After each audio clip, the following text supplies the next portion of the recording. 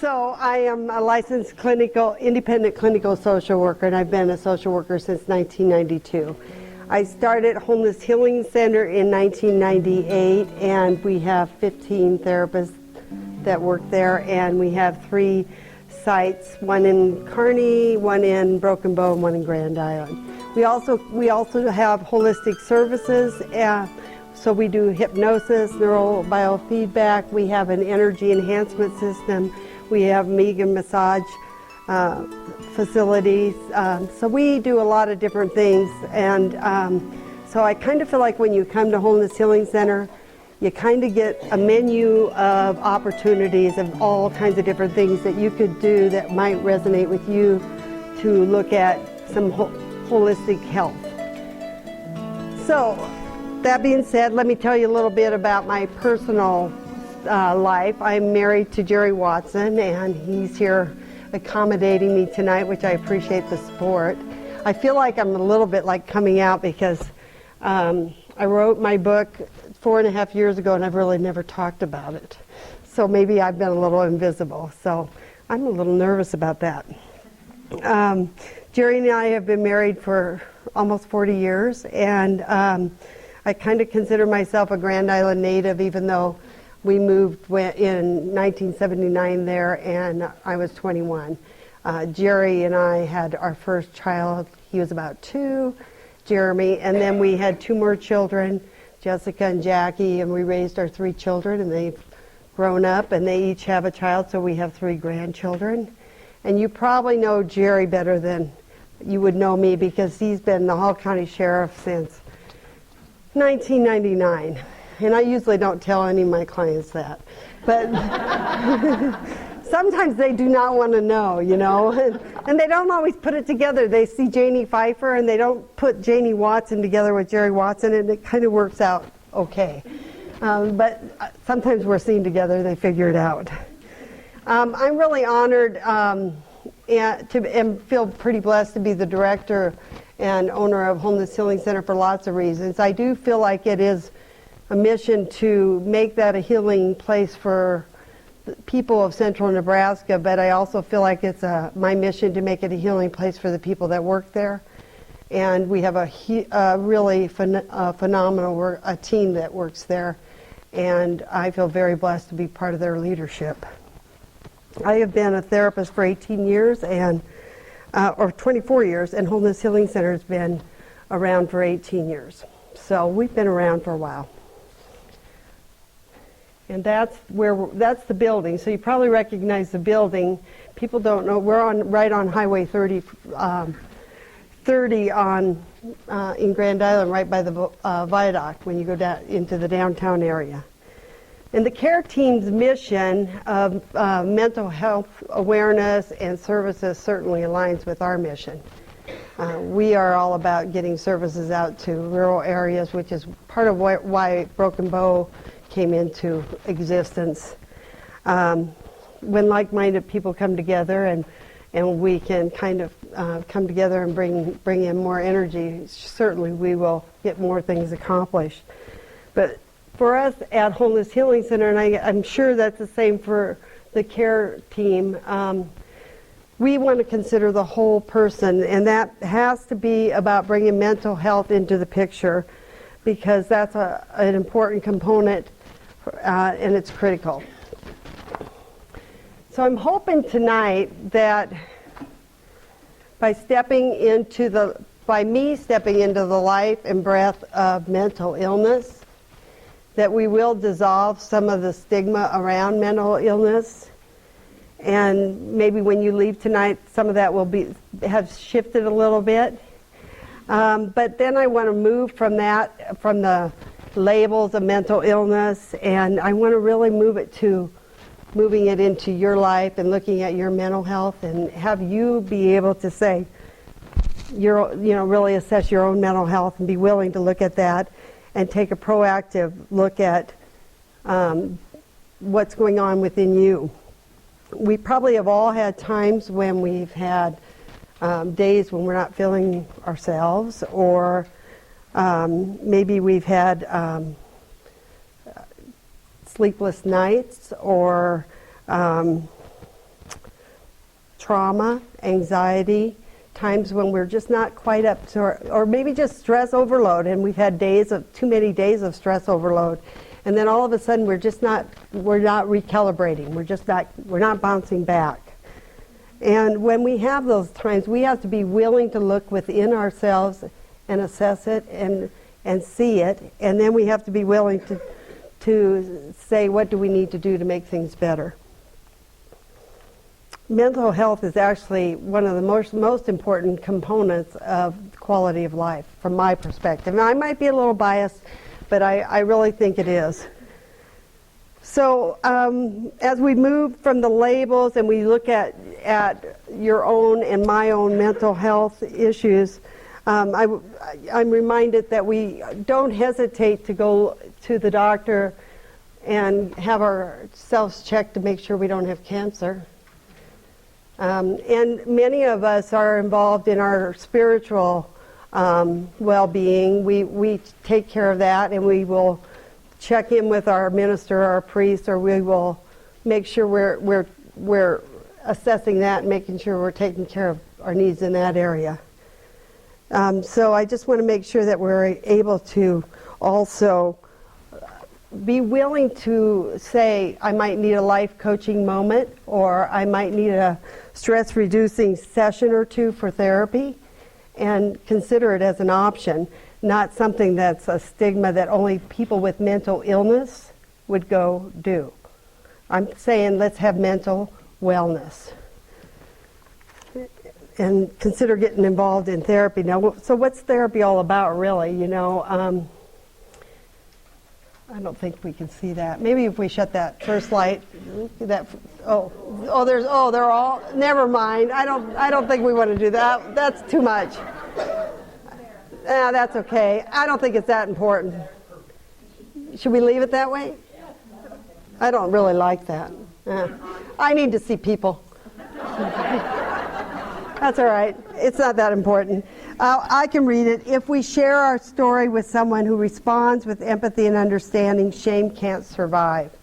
And that's by Brene Brown. Therapy is really about coming in and really just listening to yourself.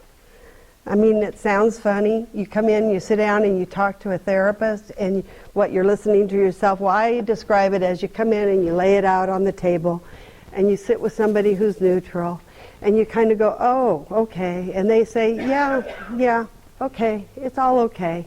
And with warmth, compassion, and non-judgmentalness, you kind of say, oh, well, maybe it's not so bad. Maybe we have some things we can do with that. Maybe we can look at this in a non-judging, compassionate way. And you might come up with some problem-solving ideas, or maybe we can come up with some coping skills or some different ways to address the situation. But then you put it all back and you leave. And you leave with less shame if you had it, or less judgment about yourself, because we're all really good at that. But you also leave with maybe listening to yourself better, because therapy is about listening to yourself. So hopefully when you go to a therapist, they would hear what you're saying and reflect that back to you.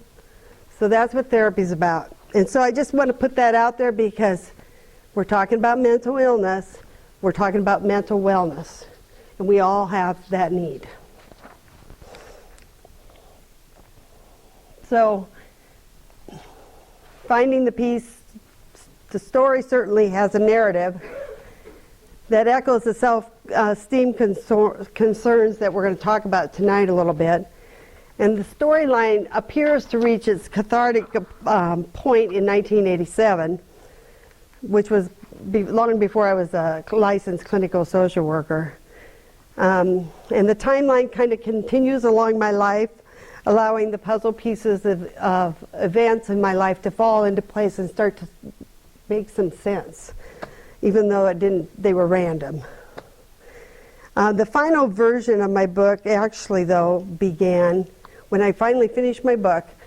The book begins in 1996. So I started writing the book about 1992, and I published in 2011. And so when I started to try to write the story, I hadn't even experienced all the things that eventually went into the book.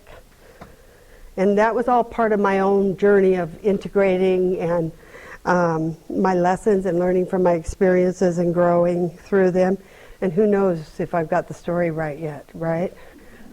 I'm still here, so I guess I don't. So initially I wrote the book because, you know, people would come in often in therapy, and I'd want to say to them, you know, I get it. I get where you've been. I understand. I've walked in your shoes. I've sat in your chair.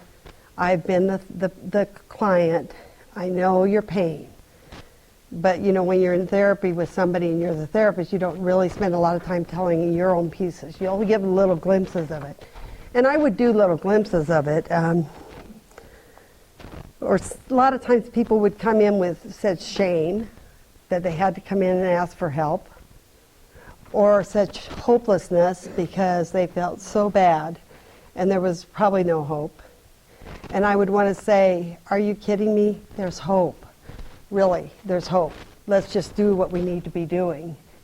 And so, you know, I want to say, let's just get real. Mental health is a personal issue for each of us, and it matters. We want to be whole and balanced, and it's very treatable. Many things are very treatable if you're feeling bad. And when you're really feeling bad and it's chronic, you really don't think there's help. So my job as a therapist is to say, really, it is. So, but later writing my book became about more than normalizing mental health issues. And that's when I moved from labels to what's it about for each of us. It's like, it became about how I perceived the world and the situations in a different way. So part of my journey to health was the process of figuring out what my philosophy of life was about. And as my life progressed and I continued to write and rewrite my book, I could see how many of the difficult moments and situations started to come together and made perfect sense. And it made sense in what I learned and how I changed and how I was guided in my life journey and where I ended up.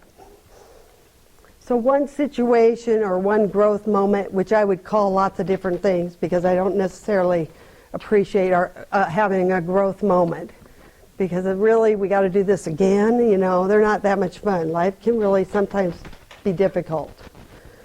But those moments became stepping stones, training ground to prepare me for the next.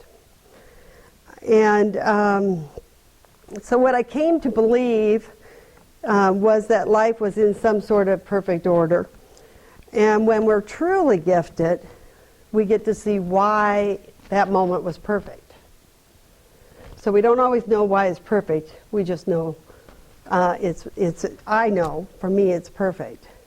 So regardless where we land at each moment, it's exactly where we're called to be. So that means it's perfect that I'm here now and you showed up here tonight and we're meeting and we're having this moment. The clients I'm to work with show up, not because I have something to teach them necessarily. They may have something to teach me.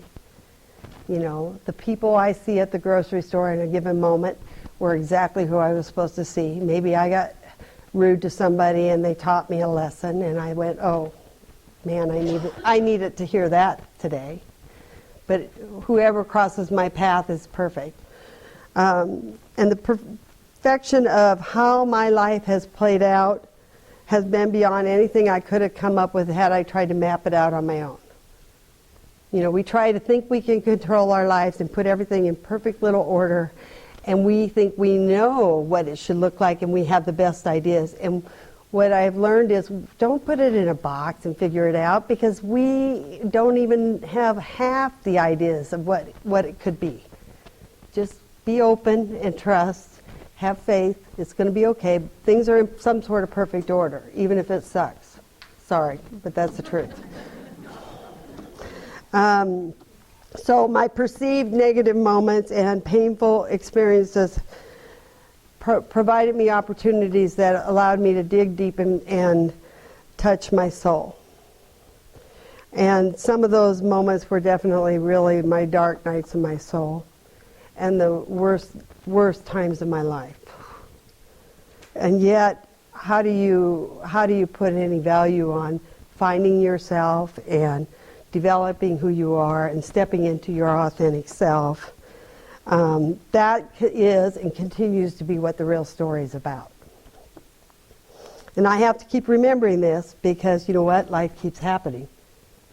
So the perceived negative moments still happen, and I still have to remember those are opportunities, and my soul's probably calling for them, and I get to do this again, and who knows what the next lesson's going to be. But when I look at my own individual mental health struggles that I've had, and how I now facilitate a mental health practice with 15 therapists in 3 sites, and the lives that we touch on a daily basis in this capacity, it's humbling. And I know that it's a huge reminder that we need to be doing what we're supposed to be doing. So you need to do what you're supposed to do. So when you go through what you've gone through, then what are you supposed to be doing? There's a quote that says, if your path is more difficult, it's because your calling's higher. So you know, it's not to say you don't go through your difficult moments and you don't work your way through them and you don't have your pain. I'm not saying that. But when it's all over and done with, it's got to be for something, right? I mean, we got to have it for something. So then we move forward. That's the point. So when we grow through difficult times, we've used the experience for something bigger and better. And my hope is that you're going to be able to understand or think about your own stories and use your challenges as a path to finding the perfection in your lives. And when you do this, you're going to realize that your thoughts and your behaviors can impact your life, and this matters.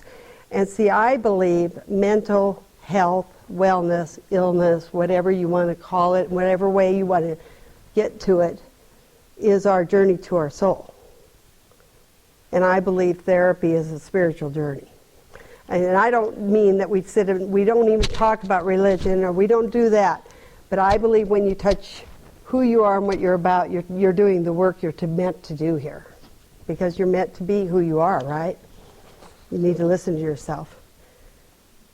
So we're going to talk tonight about self-compassion versus self-esteem. So self-compassion tends to be more about wrapping itself around us and embracing us.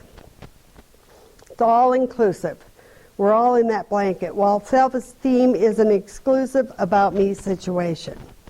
So let's look at those definitions, which I guess. Self-esteem, respect for or a favorable opinion of oneself, an unduly high opinion of oneself. Those are some definitions. Self-esteem, a feeling of pride in yourself, self-pride, pridefulness, a feeling of self-respect and personal worth, which are good things. Now we're going to talk about compassion, because we're talking about having compassion on yourself. A feeling of distress for the suffering or misfortune of another, often including the desire to alleviate it. Sympathetic consciousness of others' distress together with a desire to alleviate. I think of compassion as the ability to know how somebody's feeling, like you could walk in their shoes. It's not the same as sympathy.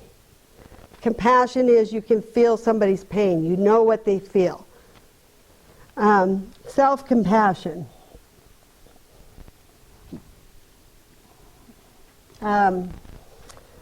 Is extending compassion to oneself in instances of perceived inadequacy, failure, or general suffering.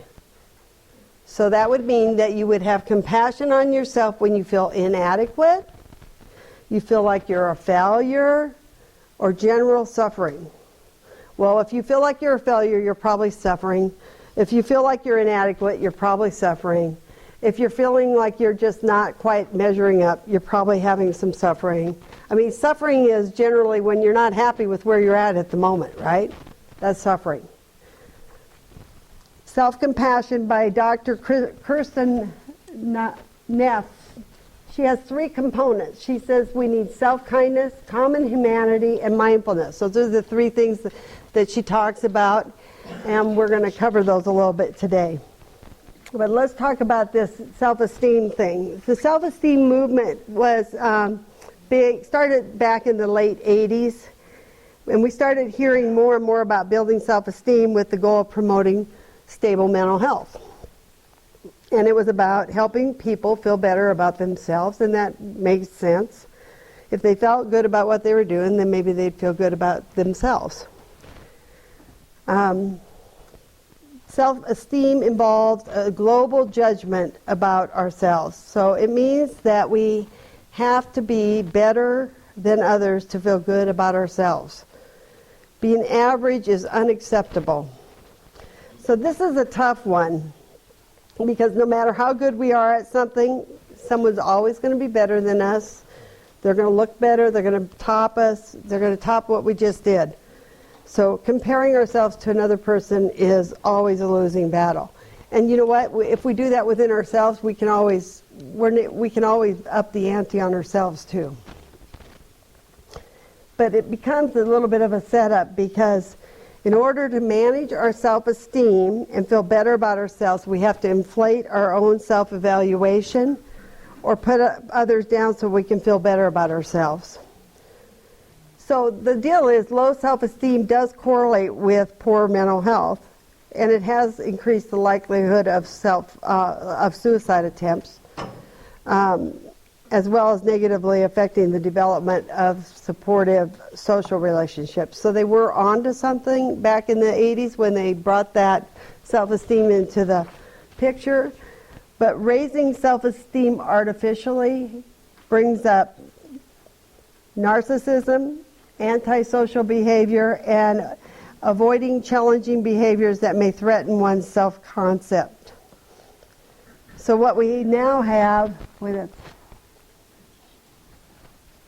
what we're now seeing as a consequence of over the past few decades of the self-esteem movement is a narcissistic epidemic. And I bet you can all see some of that. So Jean Twenge, the author of Generation Me, did research studying the narcissism levels of over 15,000 college students between 1987 and 2006. And during the 20-year period of time, narcissism scores skyrocketed, with 65% of the students scoring higher in narcissism than previous generations. And the self-esteem levels paralleled that, but they rose even greater, with a greater margin over the same period. So add to this that self-esteem has been linked to aggression, prejudice, and anger towards those who threaten someone's sense of self-worth. So maybe this is why we have a bullying epidemic going on right now. Kids are building up their egos by beating up other kids. I mean, if you're going to compare yourself to others and somebody's better than you, then what are you going to do? What becomes of you then? Are you nothing? I mean, we're not giving our kids very strong foundation there. But let's back it up a bit. And we'll take it apart. Finding the peace.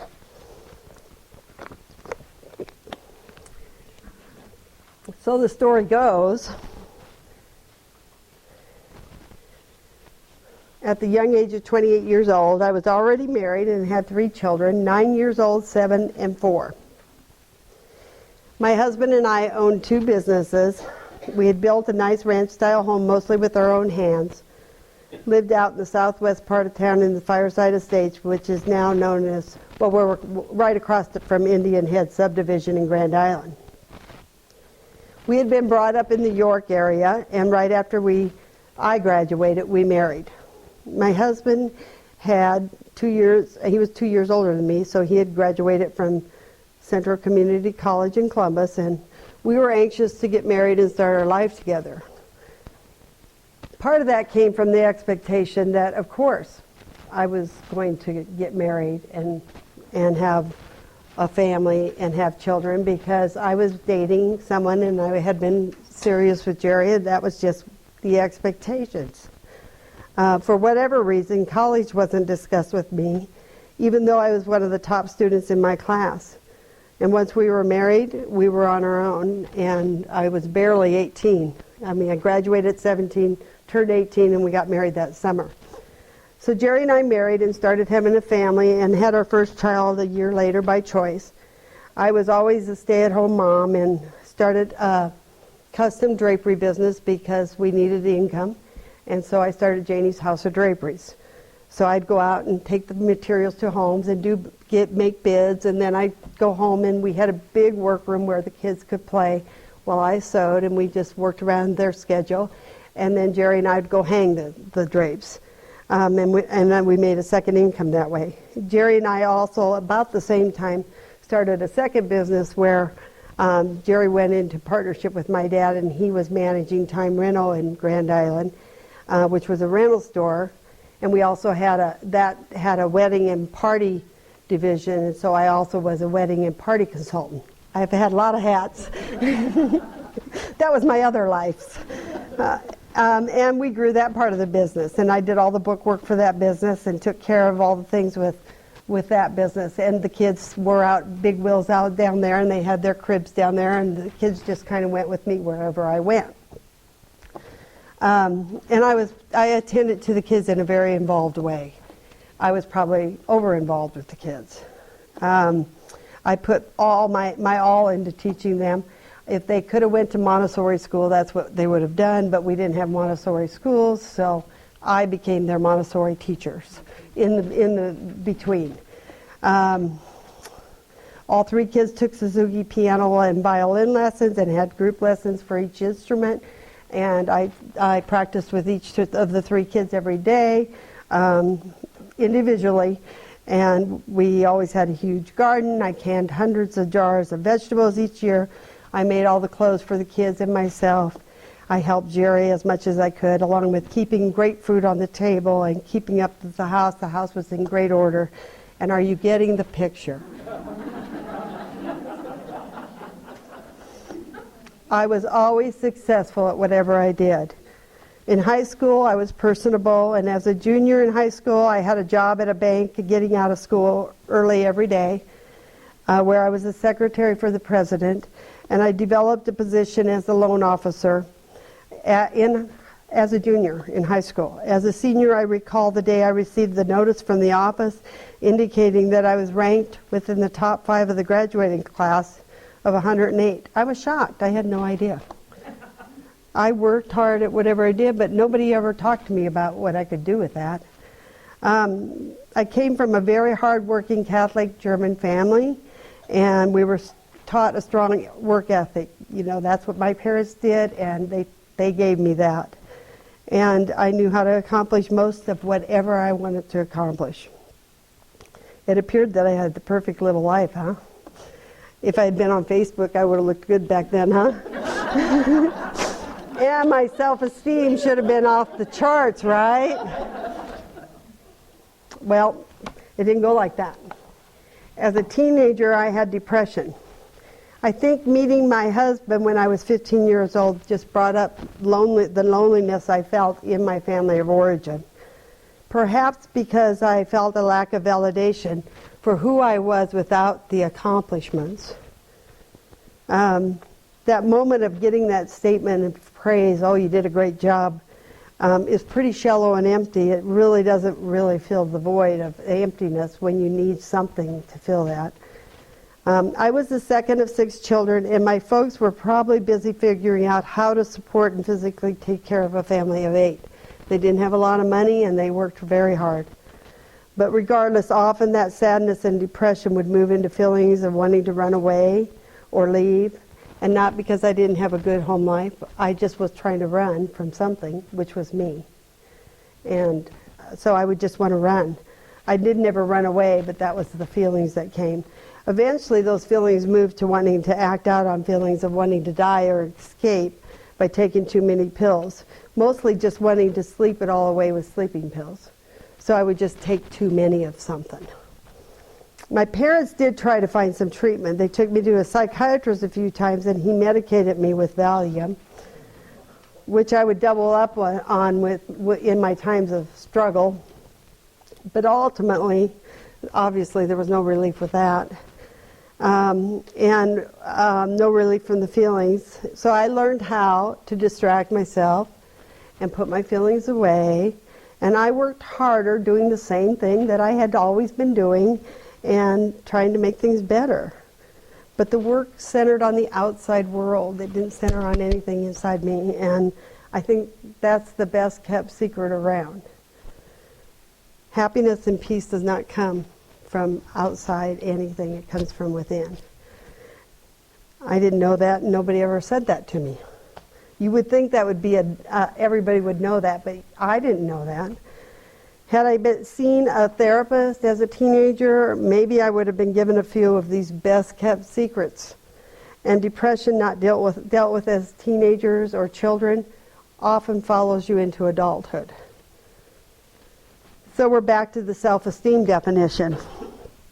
The good things I did to the best at everything didn't make me feel good about myself. In fact, my need for perfection brought about my suffering.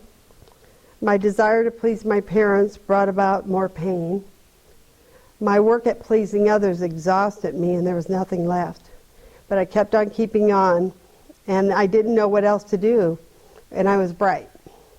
So if somebody had taught me dialectical behavioral therapy skills, which is what we teach at Homeless Healing Center now to all teenagers and adults and anybody that wants to show up, I would have been awesome. But I knew no better. So I put my all into my family. I took my children to their lessons. I loved doing it. I worked to make my husband happy, and I kept very busy. In our marriage, though, there would be times I'd just get upset with Jerry. I'd say, like, come on, Noah, why can't you just do something to make me happy? A very codependent remark, by the way. But I didn't know any better because I was busy trying to make everybody else happy. And if they needed something, I was there doing it. So wouldn't it make sense that they should make me happy? Well, that's another kept secret, right? You can't make anybody else happy. You can only make you happy. Has anybody ever told you that? Nobody told me that. So I just kept on trying. So Jerry and I kept on keeping on. And finally one week, things got really bad. And I just was having a really bad week. And I couldn't take the kids Tuesday night to their violin lessons in Hastings for their group. And much to Jerry's, he didn't really like taking the kids to the group lessons because he thought I had them in way too many activities, which I'm sure I did. But he took them because I was having a mad night. And he left, and the house was quiet. And then I was sitting there with myself. And things really got bad. And the feelings came up, and I was really in trouble. I was going to do something to hurt myself because I could not tolerate the pain. So I called my psychologist, who I had been working with for about a year. He didn't know the best kept secrets around either. And he told me I should go take a walk, and maybe that would help. Well, that was a very frustrating moment for me because I couldn't go out and see anybody in the neighborhood. So I went back to my bedroom and I sat on my bed, and I knew I was in big trouble because I could not handle it. And I got the rifle out of the closet, and I checked to see if I could do it. And I was very surprised to know that I could. But the ammunition was actually in the garage. So, and I also didn't know if I knew how to load the gun. So I put the gun away, and I wrapped myself up in blankets, and I waited for my husband to show up with the kids. And when he got home, I eventually told him about it. He was really upset with me, obviously. And he didn't get it. I didn't get it. No one got it. But The next day, the next morning at 8 a.m., we were at my psychologist's office waiting for him. And he came in and he talked to us for a brief moment, and he sent us down the hall to the family doctor for a med change. Okay. Gee whiz, okay. So we went in and the doctor gave me a med change, and I'm thinking, oh, you guys just don't get it. You know, and I think, you know, on some level, Jerry was hoping that was going to be good too, because a pill, right? That's great. Give me a pill. So we went home. Jerry dropped me off. I went down the street and got my daughter, who was at the neighbor's, my 4-year-old daughter, and we went back to the workroom, and I started sewing, and she was playing, and I was watching her play, and I knew I was in trouble, because if that came upon me again, when you feel so bad and you have so much pain that you know shooting yourself would be a relief, you know you're in trouble. And I know that you would have to have experienced that feeling to understand it. But I understand people that feel suicidal, because I've been there. And I take it very seriously. I don't have any place for judgment. I get it. It's very strong, deep psychic pain. And it's just, you know, okay then. So I called Richard Young Hospital myself, since I didn't have anybody in the professional world helping me. And I asked them if I could be assessed that evening. And then I called my husband and said either he could take me or I would drive him myself. So he took me. I was at Richard Young Hospital for 4 months. They don't keep you there like that anymore. That was 1987. I was there for 4 months. I had chronic suicidal thoughts. I had suicidal thoughts most of my life. If you don't take care of that when they're children and they're adolescent, it goes from acute to chronic. So I stayed until I didn't have them anymore. It was probably a good thing from that perspective. Now we're lucky if Richard Young will take you for 4 days and get you on meds. I mean, and that's a good thing if they'll do that. I mean, we can't even get them to take you now. So here's the picture. I had a wonderful husband, 3 beautiful, healthy children, a nice home that we built, a good living, a life that was really good to me. But I was unhappy, depressed, and in a lot of pain. Nothing on the outside could explain that. No one understood the pain, nor did I. No one knew where it came from. I didn't get it. How would anybody else understand it? It isn't that anybody has to take responsibility for it. You know, I was at Richard Young and my dad told me to get home. Everybody feels responsible. Nobody wants to say, oh, you know, it's not anybody's responsibility. It's just your responsibility to be supportive. If it's you that's feeling that way, you need to be doing something to take care of yourself. If it's somebody you love that's feeling that way, then be supportive. Address it.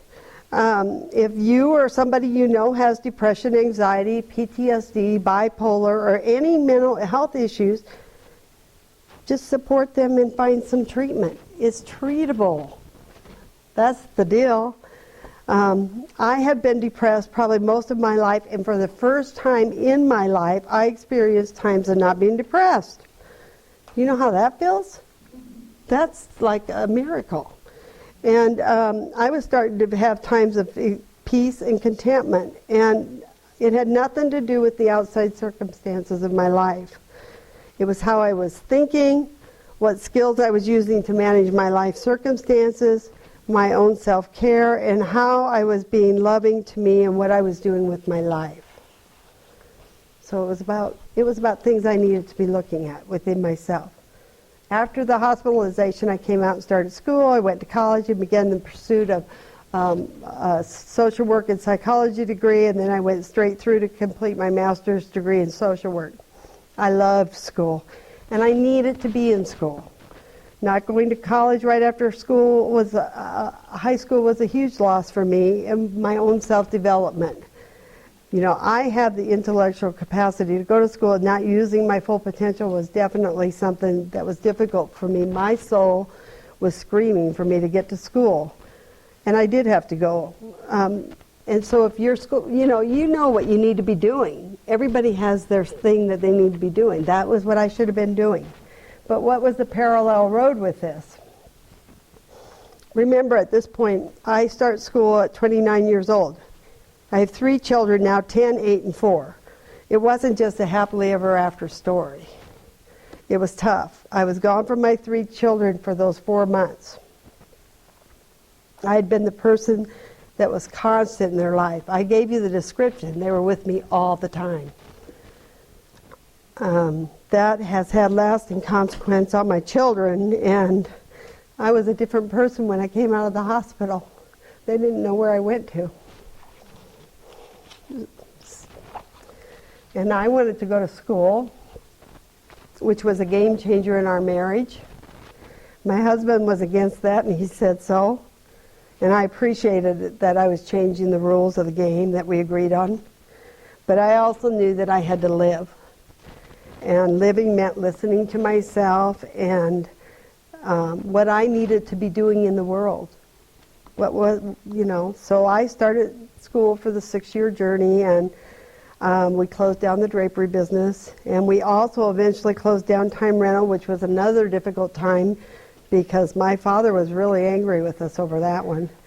And Jerry wanted to get a job as a law enforcement person, which he did. Now he's, So we took a huge income drop at that point. And we made our way on into 2 new paths that were closer to what we both felt we needed to be doing. And we worked on our marriage and parenting our children as best we could to help them get through the big changes that they were going through as a result.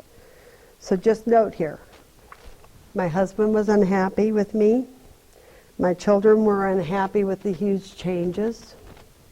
My parents were unhappy. I had 1 sibling out of the 5 siblings, my youngest brother, who was just 21, who supported me. And really that was about it. It was a very lonely journey. My therapist supported me, but I wasn't at Richard Young anymore. So, the big picture is the rest of the story. We can use labels of mental illness, depression, suicide, but on a grander level, which is really what I prefer to look at, because I believe that's why we are here. I believe it helps us endure life and gives us a reason to keep on keeping on, because life is hard and life can be tough. We all have things we have to deal with, and we need to look at our mental health and what we need to do to be better people. The entire story of finding the peace is told through my experience of my vision quest, which was done in 1996. So the story starts out with me being on a hill, a specific spot in the countryside in Ohio, a spot that I picked out with my medicine woman at that time to be my vision quest spot. And for those of you who may not know what a vision quest is, it's a Native American practice that you prepare for spiritually for about a year with the guidance of a medicine woman. And then what you're preparing for is to go out in the countryside and stay out in your spot. It's an 8x8 spot, and you have prayer ties that you've created, and you have a prayer quilt, and you have done a lot of things to prepare. And you stay in that spot for 3 days and 2 nights by yourself in the countryside. And while you're there, then you pick supporters who have walked the journey with you for that year, and they're down at the campsite, which is not within your vision at all, and they keep the fire going and they pray for you while you're up on the hill. And they eat for you, because you don't eat while you're on the hill. And the first 24 hours you don't drink water, but then after that you drink water. And then you sit there. You, your soul, and God, and you sit there on the hill in your little spot. Maybe you're going to have a vision. Maybe you're just going to be miserable. Maybe you're going to be afraid. Maybe the weather is going to drive you off the hill. You don't know. You don't get to bring anything to read or write. It's just you. So during my vision quest was when a lot of the pieces fell into place for me, because I did have a vision, and what happened was that I had a vision of me when I was a baby, and I had been in the hospital, and I was in the hospital alone over and over again. And I went home after the vision quest and asked my parents about that, and they told me that my first year of life I had been hospitalized 6 to 12 times and for days, and I often was there alone. And then I suddenly understood why I was a lonely child, and why I felt disconnected, and why I probably had some attachment disruption. The rest of that story is that previous to that, I started my practice therapy in 1992, and I got involved with attachment disorder, working with children with attachment disorder, and really got very involved in it. And I would say Wholeness Healing Center grew as a result of my work with attachment disorder. I didn't know anything about that. I didn't know anything about my own history. So again, everything's in some sort of order. We just don't always know what it is. So what it means is that even my own experience of my childhood has been perfect in the grand scheme of the work I'm meant to do here on earth. How my life has played out has been perfect. My pain has been perfect. My journey has been perfect as it's molded me and sculpted me to be who I am today. And I've been lucky enough to realize that and work hard to step into it and fully embrace it. I know without a doubt I'm doing the work I'm meant to do here on earth. I also know that the hardest work that each of us has to do is really learn to love ourselves, which is where self-compassion comes in. We have to love ourselves in the midst of it all, regardless of how human we are in each moment. So here we have the cookie saying to the ice cream cone and the ice cream whatever, sigh, these guys are so much cooler than me. You know, if we aren't who we are, then who are we? We're just trying to be somebody else. You know, there's only one of each of us, and we need to step into being our authentic self, and we need to love who we are. If we love who we are, then we can be real and embrace ourselves, and people around us can embrace us. I mean, and if they don't, I guess that's their loss, I guess. But comparing ourselves to each other and building self-esteem just isn't where it's going to be. We have to just love ourselves. So why not work with ourselves, our children, the people around us in a different way to build resiliency?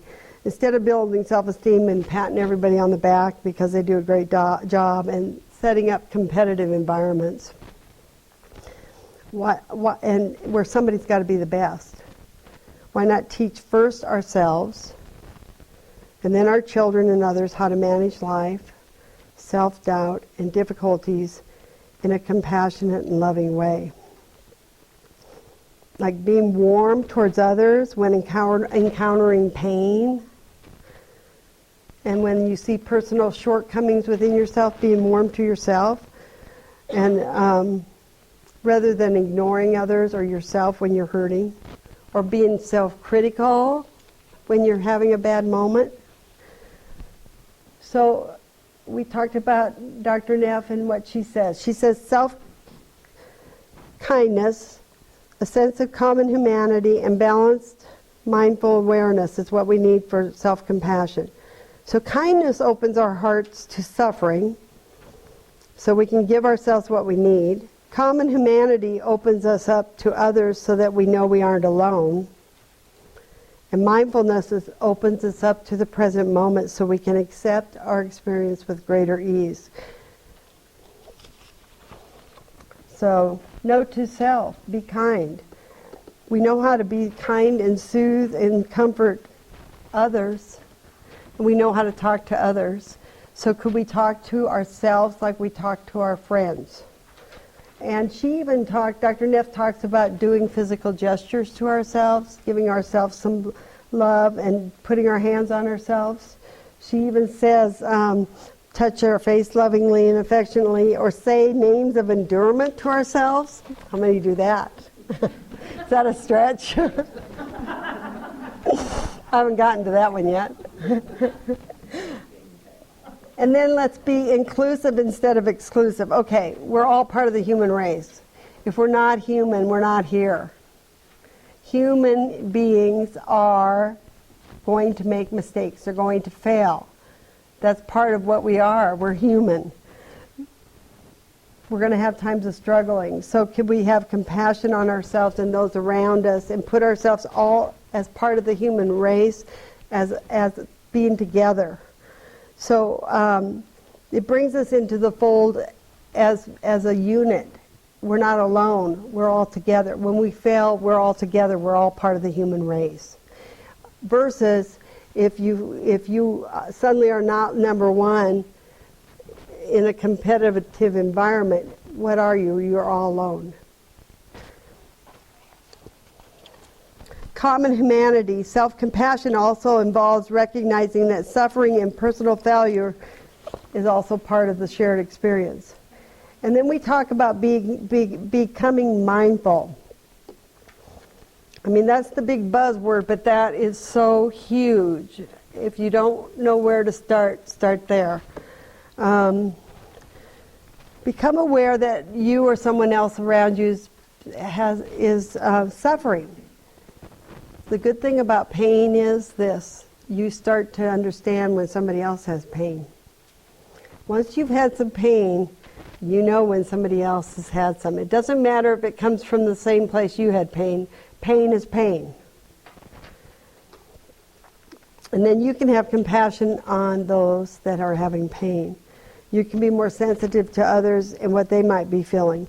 So being mindful means that you are aware, you're present, and you're aware that somebody else in the moment is maybe in pain, or that you are letting yourself become aware that you might be in pain. Because we know how to distract, right? I gave you the example of distraction. So mindfulness is observing your thoughts and emotions, becoming a witness to your thoughts and your emotions, being non-judgmental about them, and being present in the moment. And those are three key things. So teaching ourselves and our children skills to manage life difficulties is huge. And you know, I still remember the moment at Richard Young when I had read a book and I was discussing it with my therapist about the fact that I could influence how I felt. It was the first time that I ever realized that I could impact how I felt. And so we were talking about it, and then I thought, oh, I have the power within myself to change this. And that I had to do it. Nobody could do it for me. It was, we need to teach our children the skills to manage life, difficulties, and how they feel about themselves. But we also have to know those skills. We have to know they're out there. So at our office, we do teach the DBT coping skills and giving back people their power, not only to survive but thrive. You know, I've been facilitating one of the women's groups now for 2 years, and I started facilitating it just so I could learn the skills, because there's so many of them. They're so layered and so complicated. I don't know why they're not teaching them in kindergarten. They are amazing. There's so many. They're life skills. We should all know them.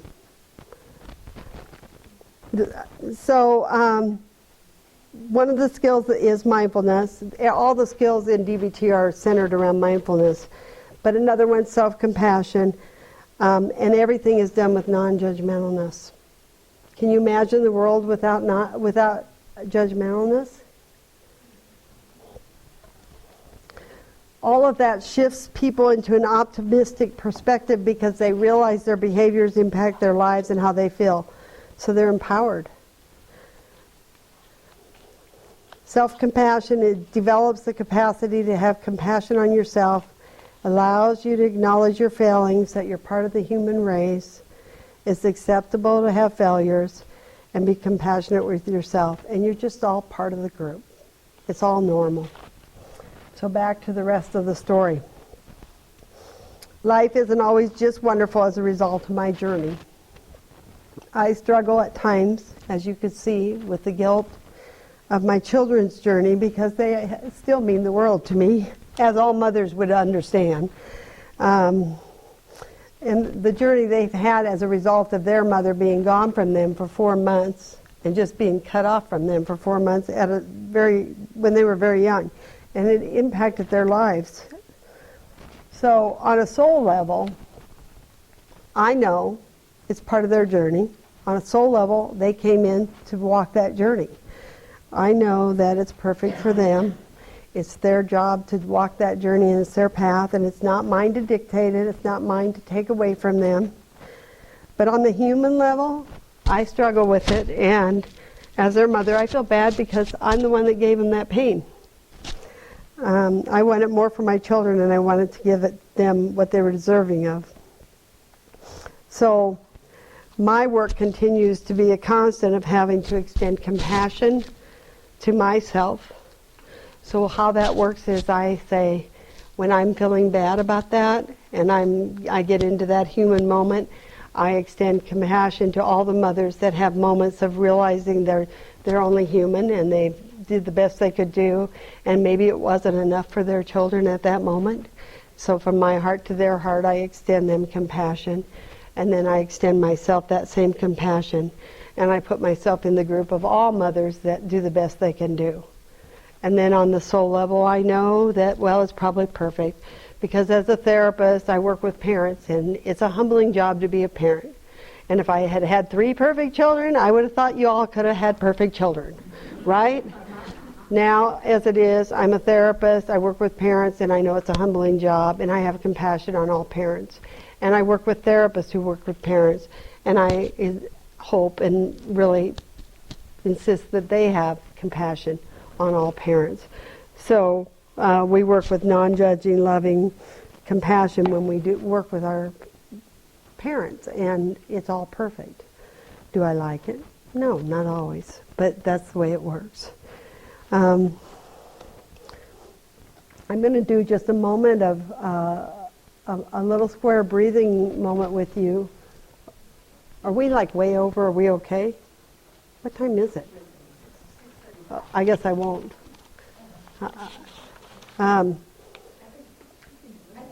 Okay, are we okay? It's about a 2-second thing. Okay, so I guess I just want you, if you feel comfortable, I'm going to do square breathing, which is something you can take home with you if you're not sleeping at night. And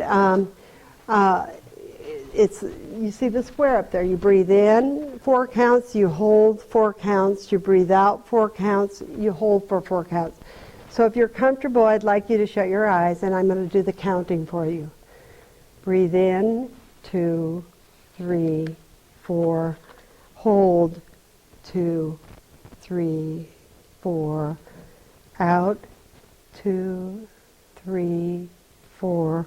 Hold, 2, 3, 4. In, 2, 3, 4. Hold, 2, 3, 4. Out, 2, 3, 4. Hold, 2, 3, 4. That activates your parasympathetic nervous system. Para is your friend. It will calm your system down. So and that will bring you to the moment for mindfulness. And remember, treating yourself kindly is your work. Be the change you want to see, and it starts with being loving to yourself. I really believe that's our greatest work, is to love yourself. Treat yourself like you would a good friend. Thank you for having me and listening and being my coming out audience.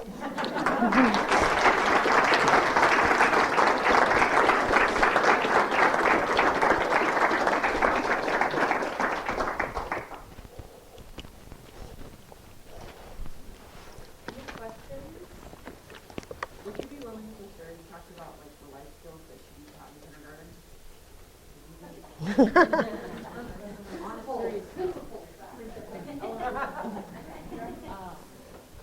just mentioned the life skills that you wish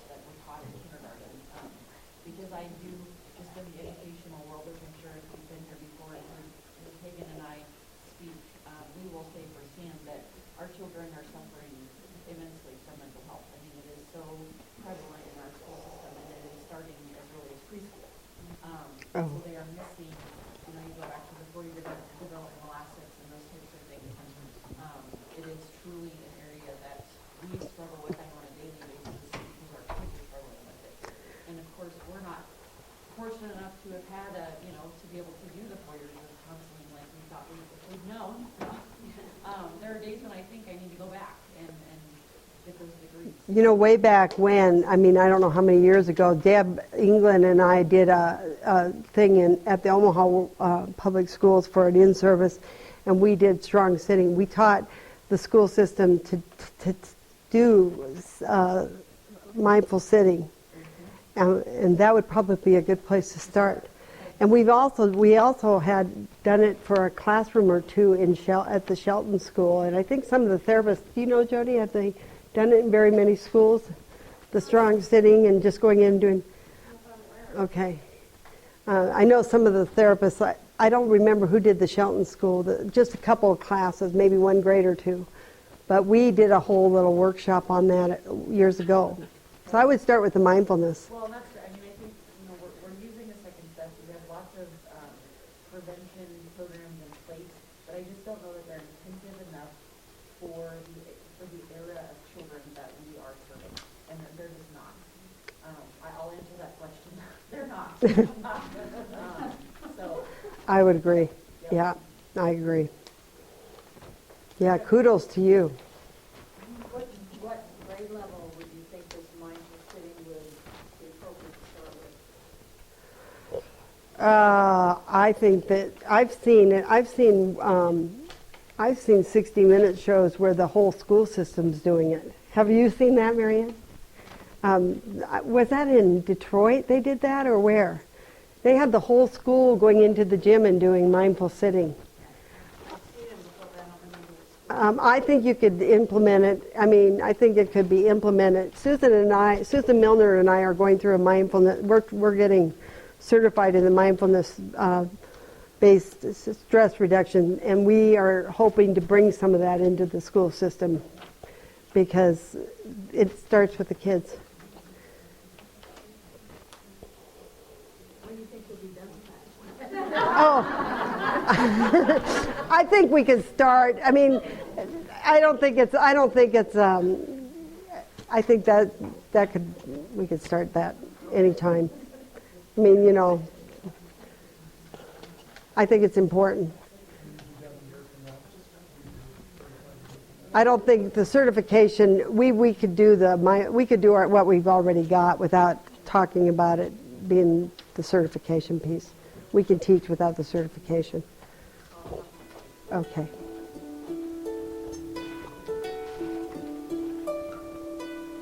Any other questions? Thank you very much for really being so gracious. I appreciate it.